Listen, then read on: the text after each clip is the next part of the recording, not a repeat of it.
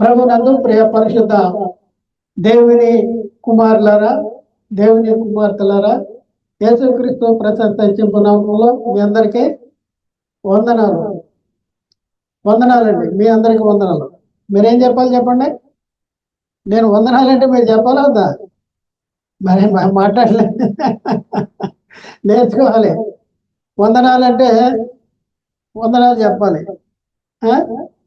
స్తోత్రం, దేవునికి స్తోత్రం. ప్రియులరా, మరి ఇప్పుడు క్రైస్తవులు అన్న మనము ఎవరి కోసం ఎదురు చూస్తున్నాం, దేనికోసం ఎదురు చూస్తున్నాం, ఒకసారి మనం ఆలోచించుకోవాలి.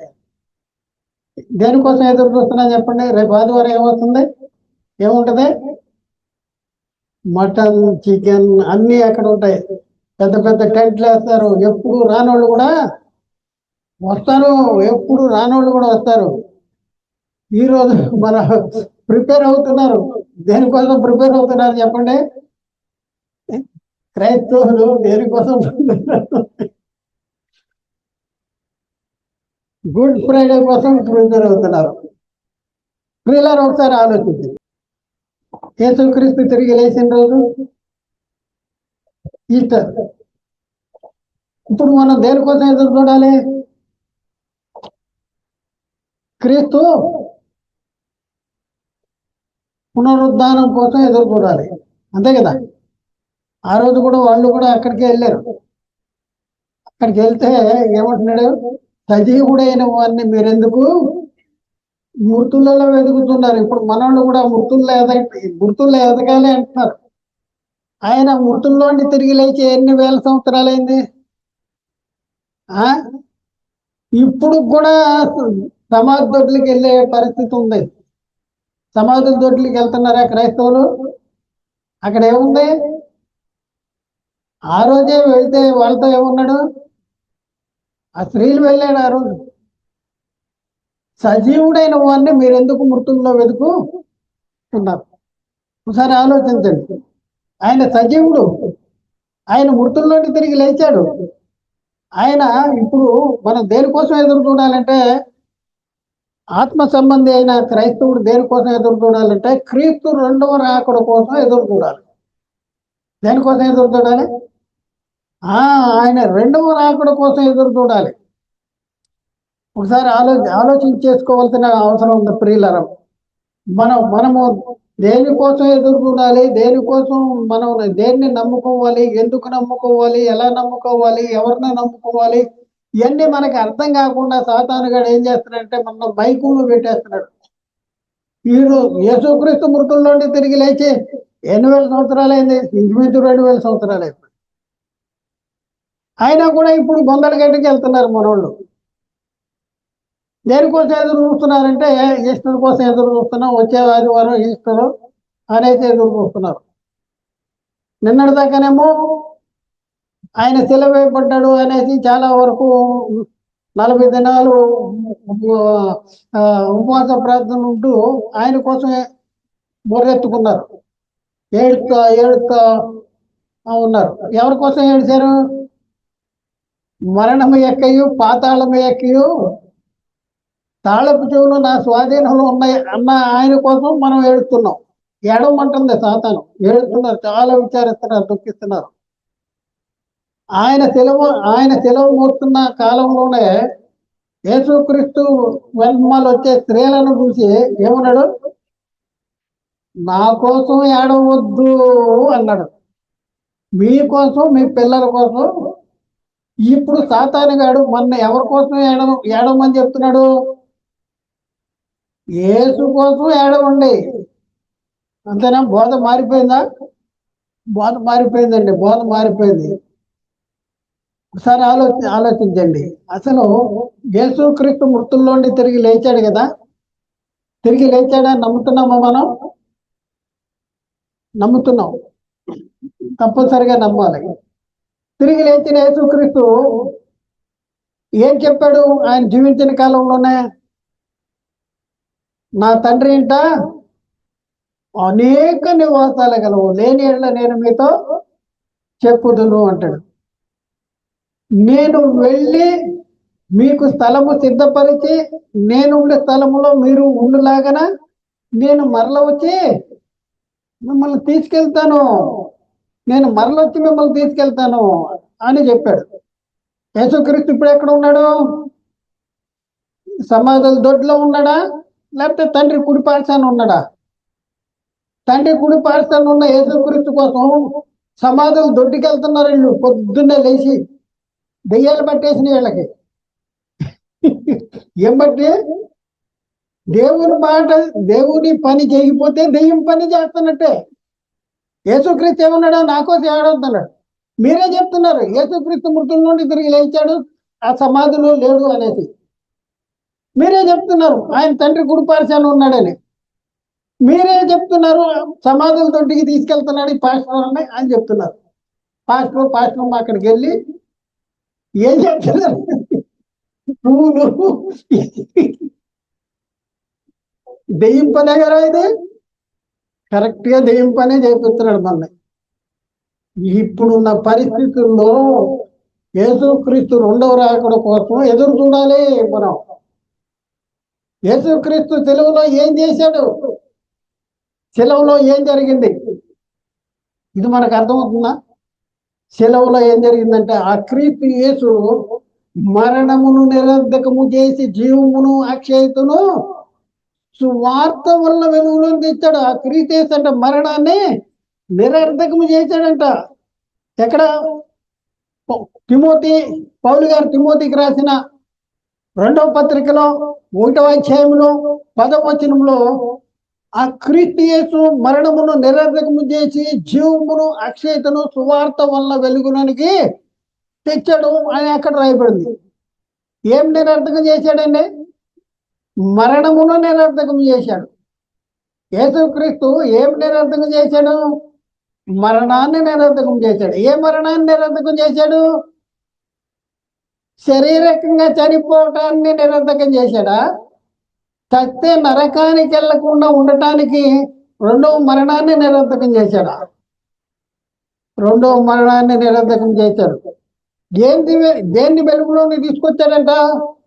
జీవము అక్షయత, జీవము నిత్య జీవము, అక్షయత క్షయము కానటువంటిది జీవము అక్షయత సువార్త వల్ల వెలుగులోని తెచ్చాడంట. ఒకసారి ఆలోచించి. మరి యేసుక్రీస్తు మృతుల నుండి తిరిగి లేవటం ద్వారా ఏం జరిగింది? పేతురు రాసిన మొదటి పత్రికలో 1వ అధ్యాయంలో 3-4 వచనాల్లో, పేతురు రాసిన మొదటి పత్రిక 1వ అధ్యాయం 3-4 వచనాల్లో మన ప్రభువు యేసుక్రీస్తు యొక్క తండ్రి అయిన దేవుడు స్తుతించబడునుగాక. మృతులలో నుండి యేసుక్రీస్తు తిరిగి లేచుట వలన, చూడండి, యేసుక్రీస్తు మృతులలో నుండి తిరిగి లేచుట వల్ల ఏం జరిగిందంట? జీవముతో కూడిన నిరీక్షణ మనకు కలుగునట్లు. ఏంటండి జీవముతో కూడిన నిరీక్షణ అంటే ఏంటి అని చెప్తున్నాడు? అనగా అక్షయమైనది, నిర్మలమైనది, వాడబారనిదియునైన స్వాస్థ్యము మనకు కలుగునట్లు ఆయన తన విశేష కనికరము చొప్పున మనలను మరల జన్మింపజేశాడంట. మనలను మరల జన్మింపజేశాడు. ఇక్కడ ఏంటంట? యేసుక్రీస్తు మృతుల్లో నుండి తిరిగి లేచడం వల్ల ఏం జరిగిందంటే మరణం అనేది నిరర్ధకమైపోయింది. జీవము అక్షయత అనేది సువార్త వల్ల వెలుగులోనికి తెచ్చాడు. జీవముతో కూడిన నిరీక్షణ అనేది వచ్చిందంట. మనకు ఒక నిరీక్షణ ఉంది. అంతకు మునుపు చనిపోయిన వాళ్ళు ఏమవుతారో నిరీక్షణ లేదు. అందుకనే నిరీక్షణ లేని ఇతరుల వల్లే మీరు దుఃఖపడకుండా నిమిత్తము అనేసి తెస్సలోనికల్లో పౌలు గారు చెప్తా ఉన్నాడు. మనకి నిరీక్షణ ఉందా అంటే అవును, నిరీక్షణ ఉంది. ఏంటా నిరీక్షణ అంటే చనిపోయిన వాడు యేసుక్రీస్తు ఏం చేశాడు? చనిపోయి సమాధి చేయబడి సిలువలో చనిపోయాడు, సమాధి చేయబడ్డాడు, తిరిగి లేచాడు. అంటే అప్పటి వరకు చనిపోయిన వాళ్ళు తిరిగి లేచినటువంటి దాఖలాలు లేవు.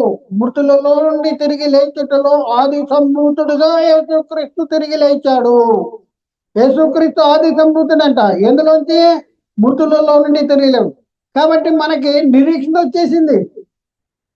దేవుడు క్రీస్తును లేపాడు, మనలను కూడా తన శక్తి వలన లేపుతాడు. మన నిరీక్షణ మనము జీవించిన మృతి పొందినా కూడా ఆయనతో కూడా జీవించు నిమిత్తము ఆయన మన కోసము మృతి పొంది తిరిగి లేచాడంట. అద్భుతం ఎక్కడంటే పౌలు తెస్సలోనిక రాసిన పత్రిక 5వ అధ్యాయము మొదటి పత్రిక 5వ అధ్యాయము 10వ వచనం.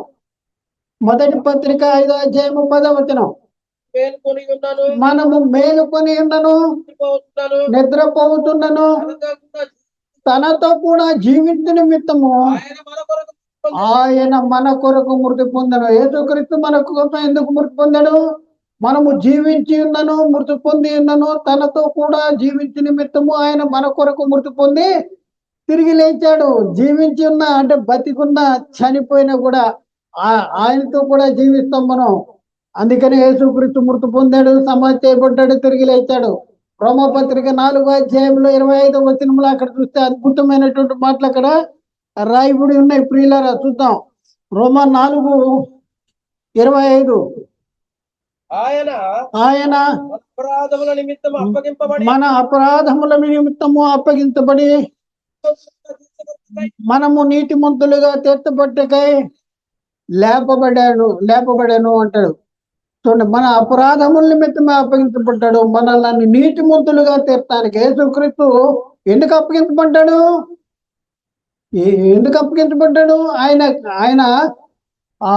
ఆయనకి ఎవరు లేరు కనుక ఆయన ఒంటరిగా చేసి వీళ్ళు సెలవు వేసేసారా? కాదు. తన ప్రాణాన్ని పెట్టడానికి తనకు అధికారం కలదు, తన ప్రాణాన్ని తీసుకుంటానికి నాకు అధికారం కలదు అనేసి యేసుక్రీస్తు వారు ఆయన జీవించిన కాలంలోనే చెప్పినటువంటి పరిస్థితి మనం చూస్తా ఉన్నాం. కనుక ప్రియులారా ఒకసారి ఆలోచించండి. ఇప్పుడున్న పరిస్థితుల్లో కాగా ఎవడైనాను క్రీస్తునందున్న ఎడల నూతన సృష్టి, ఇదిగో సమస్తమును. ఎక్కడ? కొరింథీయులకు రాసిన 2వ పత్రిక 5వ అధ్యాయము 10వ వచనం, 5వ అధ్యాయము 17వ వచనం, 5వ అధ్యాయం 17వ వచనం. కాగా 2 కొరింథీ 5:17, కొరింథీయులకు రాసిన 2వ పత్రిక 5:17. కాగా ఎవడైనాను క్రీస్తునందున్న ఎడల వాడు నూతన సృష్టి. యేసుక్రీస్తులో ఉంటే నూతన సృష్టి, పాతవి గతించను అంటాడు. అలాగే రోమపత్రిక 8వ అధ్యాయంలో 1వ వచనంలో, రోమపత్రిక 8వ అధ్యాయం 1వ వచనంలో, కాబట్టి ఇప్పుడు క్రీస్తు యేసునందున్న వారికి ఏ శిక్షా విధి కూడా లేదంట. చూడండి ప్రియులారా, యేసుక్రీస్తు మృతుల్లో నుండి తిరిగి లేవటం ద్వారా మనకి శిక్ష అనేది, విధి అనేది లేదు. యేసుక్రీస్తుని ఎందుకు నమ్ముకుంటున్నాం? ఈ లోక సంబంధమైన విషయాల కోసమే యేసుక్రీస్తునందు విశ్వాసం ఉంచుతున్నామా? ఒకసారి ఆలోచించండి. మనం ఈ లోకంలోనికి ఏది తేలేదు, ఈ లోకంలోంచి ఏమి తీసుకుని పోలేము. ఎంత సంపాదించుకున్నా, ఎంత ఆస్తి ఉన్నా, పదవి ఉన్నా, ఉద్యోగాలు ఉన్నా, ఏ ఉన్నా కూడా చనిపోయినప్పుడు ఏది కూడా వెంట వెళ్ళదు. అయితే ప్రియులరా, ఈ లోకంలో యేసుక్రీస్తుని రక్షకుడిగా, ప్రభువుగా, దేవుని కుమారుడిగా మనం విశ్వసించి, క్రీస్తునందు విశ్వసించి, మరి యేసుక్రీస్తు కోసము మనం జీవిస్తూ దేవుని చిత్తాన్ని మనం జరిగించడం ద్వారా మనకేమవుతుందంటే మరణములో నుండి జీవంలోనికి దాటిపోతాము.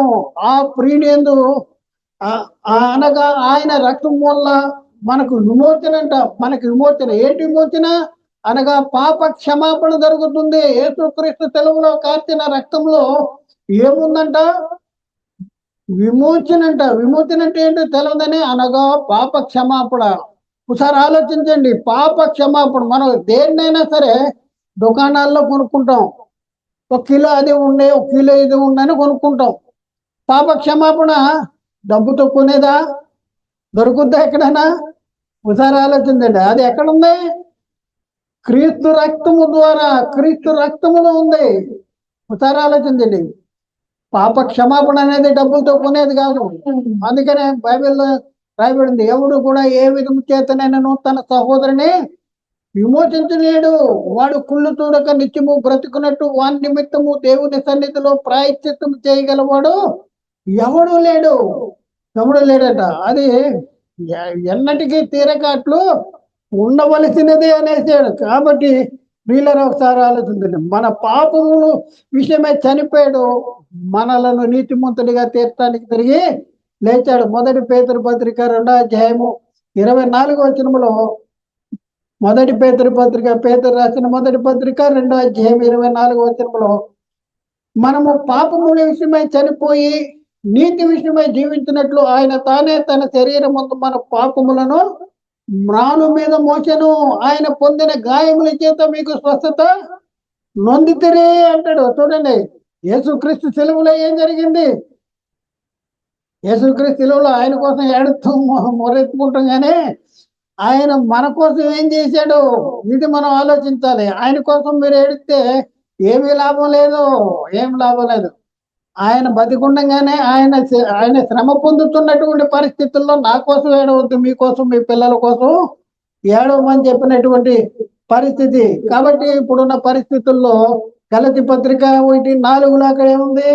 మన తండ్రి అయిన దేవుని చిత్త ప్రకారము క్రీస్తు మనలను ప్రస్తుత దుష్ట కాలములో నుండి విమోచించవలనని మన పాపముల నిమిత్తము తన్ను తాను అప్పగించుకున్నాడు. ఎందుకు అప్పగించుకున్నాడు యేసుక్రీస్తు? మన పాపముల నిమిత్తము తను తాను అప్పగించుకున్నాడు. ఒకసారి ఆలోచండి, మన పాపాలను మనం తీసేసుకోలేమా అంటే తీసేసుకోలేము. పాప క్షమాపణ జరగాలంటే రక్తం చిందించాలి. ఆ రక్తం ఎలాంటిది?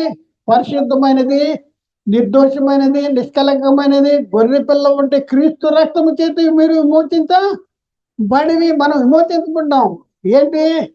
గొర్రె పిల్ల ఉంటే క్రీస్తు రక్తము చేత.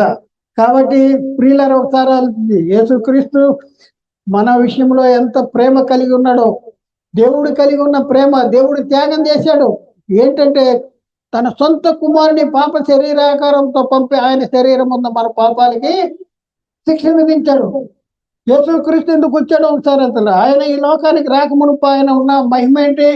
ఆయన దేవుని స్వరూపము గలవాడేంటి? దేవునితో సమానముగా ఉండుట విడిచిపెట్టకూడని భాగ్యమని ఎంచుకునలేదు, కానీ మనిషిని పోలికలో పుట్టి దాసుని స్వరూపము ధరించుకుని తను తానే రిక్తునిగా అప్పగించుకున్నాడు. తను క్రీస్తు త్యాగము చూడని ప్రియులారా, క్రీస్తు త్యాగము మన పాపములను తీసివేయటానికి ఆయన ప్రత్యక్షమైన, పాపాలని తీసివేయటానికి ఆయన ప్రత్యక్షమయ్యాడంట. ఆయన ఎందుకు ఏ పాపము కూడా లేదు, ఏ పాపము లేనటువంటి ఆయన మరి శాపగ్రాహి అయిపోయాడు, సెలవు వేయబడ్డాడు. శాపగ్రస్తుడైన ప్రతి వారిని ఏం చేస్తారు? ఆ కాలంలో సెలవు వేసేవాళ్ళు. మరి ఆయన ఎందుకు ఎక్కాడు సెలవు అంటే మన పాపముల నిమిత్తము ఆయన శాపగ్రాహి అయిపోయాడు. కాబట్టి ప్రియులారా, ఒకసారి ఆలోచించండి. యేసుక్రీస్తు గురించి మనం ఆలోచిస్తే యేసుక్రీస్తు ఎందుకు వచ్చాడు? పాపులను రక్షించడానికి వచ్చాడు. యేసుక్రీస్తు ఎందుకు వచ్చాడు? పాపమును తీసివేయటానికి వచ్చాడు. యేసుక్రీస్తు ఎందుకు వచ్చాడు? నశించిన దాన్ని వెతికి రక్షించడానికి వచ్చాడు. యేసుక్రీస్తు ఎందుకు వచ్చాడు?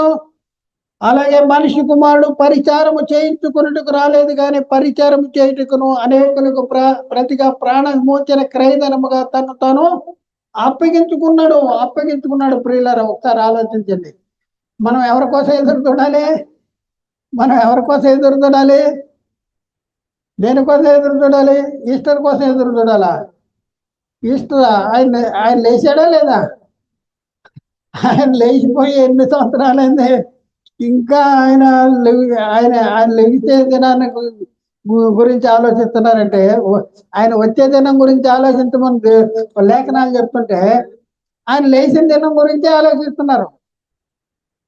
దాని గురించే పండగ చేసుకుంటున్నారు. ఒకసారి ఆలోచించేసుకోండి. యేసుక్రీస్తు రెండోసారి వచ్చినప్పుడు ఏం చేస్తాడు? ఏం జరుగుద్ది? ఆయన వచ్చినప్పుడు ఆయన ఉన్నట్లుగానే ఆయన చూస్తాం. మనం మనలో మార్పు జరుగుద్ది. యేసుక్రీస్తు రెండోసారి వచ్చినప్పుడు ఏం జరుగుద్ది? ఆయన వచ్చినప్పుడు ఆయన ఉన్నట్లుగానే ఆయన చూస్తాం. కాబట్టి ఆయన్ని పోలి ఉంటాము. మన దీన శరీరము తన మహిమ గల శరీరానికి సమరూపము గల దానిగా ఆయన మారుస్తాడు. కాబట్టి ఒకసారి ఆలోచించండి. ఇప్పుడున్న పరిస్థితుల్లో మనం దేనికోసం ఎదురు చూడాలి? ఆ దినాల్లోనే ప్రియులరా, ఒకసారి ఆలోచించండి. మొదటి శతాబ్ద కాలంలోనే అపోస్తలులు క్రీస్తు పునరుద్ధాన సాక్షులుగా జీవించారు. క్రీస్తు పునరుద్ధానగా సాక్షులుగా జీవించినటువంటి అపోస్తలులు అపోస్తలులు చెప్తున్న మాట ఏంటంటే ఇక్కడ 1 కొరింథీ 15వ అధ్యాయంలో 12వ వచనం కాడి నుంచి చూద్దాం. 1 కొరింథీ 15వ అధ్యాయం 12వ వచనం కాడి నుంచి.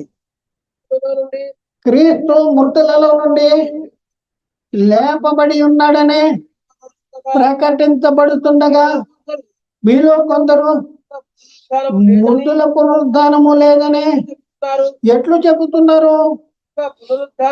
మృతుల పునరుద్ధానము లేని ఎడల క్రీస్తు కూడా లేపబడలేదు, మరియు క్రీస్తు లేపబడని ఎడల మేము చేయు ప్రకటనయు వ్యర్థమే, మీ విశ్వాసమును వ్యర్థమే. దేవుడు క్రీస్తును లేపనని ఆయనను గూర్చి చూడండి ఏం చెప్తున్నారు. దేవుడు క్రీస్తును ఇప్పుడు ఏం చెప్పాలి? దేవుడు క్రీస్తును లేపాడు అని మనం సాక్ష్యం ఇస్తున్నారు. మొదటి శతాబ్దంలో చాలా మంది ఏమంటున్నారంటే మృతుల పునరుద్ధానం లేదు, గతించిపోయిందని చెప్తున్నారు. ఒకసారి ఆలోచించండి. యేసుక్రీస్తు మృతుల నుండి తిరిగి లేవటం ద్వారా మనకి కలిగిన ఆశీర్వాదం ఏంటంటే దేవుడు క్రీస్తును మృతుల నుండి లేపాడు, మనలను కూడా తన శక్తి వలన లేపుతాడు. 1 కొరింథీ పత్రిక 6వ అధ్యాయంలో చదువుతాం. 1 కొరింథీ పత్రిక 6వ అధ్యాయంలో 14వ వచనం. 6వ అధ్యాయం 14వ వచనం. దేవుడు ప్రభువును లేపెను, మనలను కూడా తన శక్తి వలన లేపుతాడు. చూడండి, యేసుక్రీస్తు తిరిగి లేచాడు, తండ్రి కుడి పార్శ్వన ఉన్నాడు, ఆయన రాబోతున్నాడు. ఏం జరుగుతుంది? ఆయన వచ్చినప్పుడు దేవుడు క్రీస్తుని లేపాడు, మనల్ని కూడా తన శక్తి వల్ల లేపుతాడు. దేవుడు లేపుతాడు. మనం చనిపోయినా కూడా మరి నీతిమంతుడిగా జీవించి చనిపోతే పరదేశకి వెళ్తాడు. యేసుక్రీస్తు 2వసారి వచ్చినప్పుడు మనం మృతుల్లో పరదేశం నుంచి పైకి వస్తాం. పరలోకం నుండి నిత్యమైన నివాసం వస్తుంది. దేవుని చేత కట్టబడింది నిత్యమైన నివాసం వస్తుంది. మరి ఆ నివాసాన్ని మనం ధరించుకుని క్రీస్తుని ఎదుర్కొనడానికి మరి ఆకాశ మండలానికి మేఘాల మీద కొనుక్కోబడేటటువంటి పరిస్థితి ఉంది. కాబట్టి ప్రియులారా ఒకసారి ఆలోచన, దేనికోసం ఎదురు చూస్తున్నాం మనం? 2 కొరింథీ పత్రికలో 4వ అధ్యాయం 14-15 వచనాలు. 2 కొరింథీ పత్రిక పౌలు కొరింథీకి రాసిన 2వ పత్రిక 4వ అధ్యాయం 14-15 వచనాలు. విశ్వసించితిని గనక మాటలాడితిని అని వ్రాయబడిన ప్రకారము అని విశ్వాసముతో కూడిన ఆత్మ గలవారమై. చూడండి, చాలా జాగ్రత్త. ప్రభు అయిన యేసును లేపిన వాడు యేసుతో కూడా మమ్మును కూడా లేపి మీతో కూడా తన ఎదుట నిలువ. యేసును లేపిన వాడు యేసుతో కూడా మన కూడా లేపుతాడు. యేసుక్రీస్తు 2వసారి వచ్చినప్పుడు ఏం జరుగుద్దంటే మన దీన శరీరము తన మహిమగల శరీరానికి సమరూపంగా మారుద్ది. ఫిలిప్పీ పత్రిక 3వ అధ్యాయంలో 10-11 వచనాలు చదువుతాండి. ఫిలిప్పీ పత్రిక 3వ అధ్యాయము 10-11 వచనాలు. పౌలు గారు చెప్తా ఉన్నాడు ఏంటంటే, ఏ విధము చేతనైనను మృతులలో నుండి నాకు పునరుద్ధానము కలగవలనని ఆయన మరణ విషయంలో సమానానుభవము గలవాలని ఆయన పునరుద్ధాన బలమును ఎరుగు నిమిత్తమును ఆయన శ్రమలలో పాలువాడు ఉంటే ఎట్టిదో ఎరుగు నిమిత్తమును సమస్తమును నష్టపరుచుకొని వాటిని పెంటతో సమానముగా పెంచుకొనుతున్నాను. చూడండి, యేసుక్రీస్తు వచ్చినప్పుడు మనము మహిమగల శరీరాన్ని ధరించుకోవాలంటే, మృతుల్లోని పునరుద్ధానం మనం పొందాలంటే ఏం చేయాలంటే ఈ లోకంలో సమస్తాన్ని నష్టముగా పెంటగా ఎంచుకోవాలి అని పౌలు గారు చెప్తా ఉన్నారు. మనం ఏం చేస్తున్నాం? యేసుక్రీస్తుని ఎందుకు నమ్ముకున్నాం? పౌలేమో సమస్తాన్ని పెంటగా ఎంచుకుంటుంటే మనం వాటిని ఈ లోక సంబంధమైన వాటి కోసమే మనం క్రీస్తునందు విశ్వాసం ఉంచేటటువంటి పరిస్థితి. ఒక వచనం చదివి ముగిద్దాం. 1 కొరింథీ పత్రిక 15వ అధ్యాయంలో 19వ వచనం. 1 కొరింథీ 15-19. ఈ జీవిత కాలము మట్టుకే మనము క్రీస్తునందు నిరీక్షించు వారమైన ఎడల మనుషులందరికంటే దౌర్భాగ్యులమై ఉండము. చూడండి, దౌర్భాగ్యులము. ఎవరంట? ఎవరు దౌర్భాగ్యులు? ఈ జీవిత కాలం మట్టికే క్రీస్తునందు విశ్వాసం ఉంచినట్ల. క్రీస్తునందు దేనికోసం విశ్వాసం ఉంచాలి? నిత్య జీవం కోసం విశ్వాసం ఉంచాలి. రక్షణ, మహిమ, కృప, పరిశుద్ధత, నిత్య జీవం కోసం యేసుక్రీస్తునందు విశ్వాసం ఉంచాలి. ఈ జీవిత కాలం మట్టికే క్రీస్తునందు విశ్వాసము ఉంచేటటువంటి వారం కాదు మనం. కాబట్టి ప్రియులారా, ఒకసారి ఆలోచించండి. ఇప్పుడున్న పరిస్థితుల్లో మనం దేనికోసం ఎదురు చూడాలి? క్రీస్తు రెండవ రాకడ కోసం ఎదురు చూడాలి. క్రీస్తు రెండవ రాకడ కోసం ఎదురు చూడాలి. చూద్దాం, ఒక వచనం చదివి ముగిద్దాం. ఎక్కడంటే ఫిలిప్పి పత్రికలో, ఫిలిప్పి 3:21, ఫిలిప్పి పత్రిక 3:21, సమస్తమును తనకు లోపరుచుకున్న జాలిన శక్తిని బట్టి ఆయన మన దీన శరీరమును తన మహిమ గల శరీరమునకు సమరూపము గల దానిగా మార్చును. ఈ దీన శరీరం అంట యేసుక్రీస్తు వచ్చినప్పుడు తన మహిమ గల శరీరానికి సమరూపము, ఇక తేడా ఉండదు, సమరూపము గల దానిగా మారుస్తాడు. కాబట్టి ప్రియులారా, దేనికోసం ఎదురు చూడాలి? మనం క్రైస్తవులుగా ఉన్న మనము దేనికోసం ఎదురు చూడాలి? ఎవరి కోసం ఎదురు చూడాలి? ఎందుకు ఎదురు చూడాలి? ఒకసారి మనం ఆలోచించుకోవాల్సిన అవసరం ఉంది. కాబట్టి ఆలోచించుకోండి, అర్థం చేసుకోండి. ఈ లోక సంబంధమైన విషయాల కోసమే క్రీస్తునందు విశ్వాసం వస్తే మనుషులందరికంటే కూడా దౌర్భాగ్యమయ్యేటటువంటి పరిస్థితి. క్రీస్తు రెండవ రాకడ కోసం ఎదురు చూద్దాము. ఆయన జీవించిన కాలంలోనే వాగ్దానం చేశాడు, నేను వచ్చి మిమ్మల్ని తీసుకెళ్తానన్నాడు. కాబట్టి ఆయన వచ్చినప్పుడు మన తీసుకెళ్లి తండ్రికి అప్పగిస్తాడు. మనం ఎలా మార్చబడిపోతామంటే తన మహిమ గల శరీరాన్ని తమ సమరూపం గల దానిగా మార్చబడిపోతాం. యేసుక్రీస్తు వచ్చి మనల్ని తీసుకెళ్లి తండ్రికి అప్పగిస్తాడు. అటు తర్వాత అంతం వస్తుంది. కాబట్టి ఆలోచించండి, అర్థం చేసుకోండి, సత్యాన్ని గ్రహించడానికి ప్రయత్నం చేయండి. దేవుడు మాట్లాడే ప్రతి మాట ప్రతి ఒక్క హృదయంలో నీరు గట్టి ఫలింప చేయుగాక. ఆమేన్. అందరికీ వందనాలు. దేవునికి స్తోత్రాలు.